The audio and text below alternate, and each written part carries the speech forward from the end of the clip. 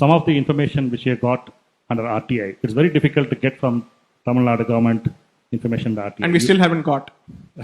No, we got, but for, like, say, the percentage of success will be about 5%. Right. You have to go on a first appeal, then you have to go on a second appeal to the State Information Commissioner.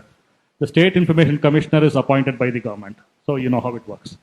Anyway, we got enough information, like we got audit reports of at least 50 temples, major temples. And we have application before the Supreme Court asking for external audit of the institutions of these three states. See, you must remember there is no external audit for the temples in Tamil Nadu, whether it gets 20 crore income or 5,000 income.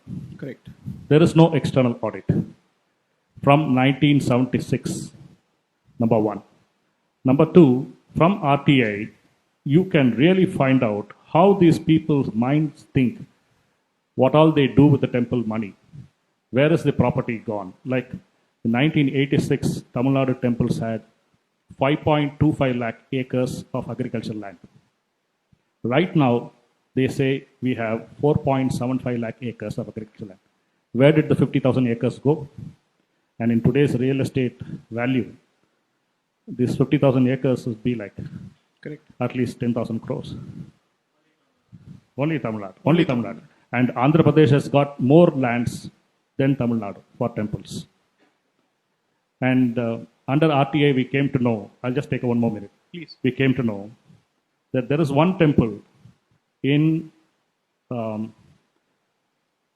southeast corner of Tamil Nadu called Vedaranyam Temple.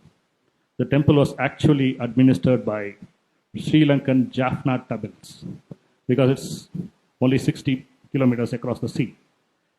They had built for this temple over 1 century 17,000 acres of land, and many of them are salt pans. The central government has 2,400 acres of the salt pans, and they are giving, guess how much per acre per annum? The central government to the temple. Rupees 2. Sir, also share with them the realization of lease revenue. I'll just give you an example. 29 crore square feet. In Delhi, you say square yards, but they're square feet of sites. The sites have the advantage of being within the village, unlike agricultural lands, or within the town, or within the city. In Chennai, in one side, you have an area called Boat Club Road, which is the most expensive area in Chennai. On the other side, there are 305 grounds of land belonging to Kapalishwara temple. As per the official valuation, for each ground per month, the rental is 3,75,000. But for the 305 grounds, government is realizing 3,000 rupees per month. You know, if you get a 3 lakh per ground per month, there need not be any Hindu poor child paying for their education across 1 mile of the temple.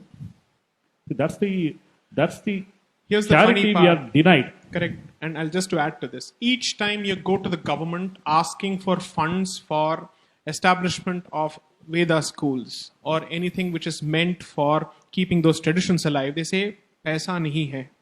Kahan se hoga? This is what you're doing.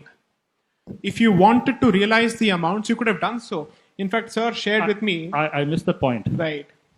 Tamil Nadu government, with all these properties, 4.75 lakh acres, 29 crore square feet of land, and the 22,000 buildings, they are collecting about 80 crore rupees per annum.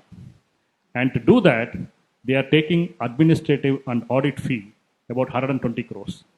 That means temples are making a loss of 40 crores. Where does the 40 crore come from? From us, the hundi money and the archana ticket money. Not just that. What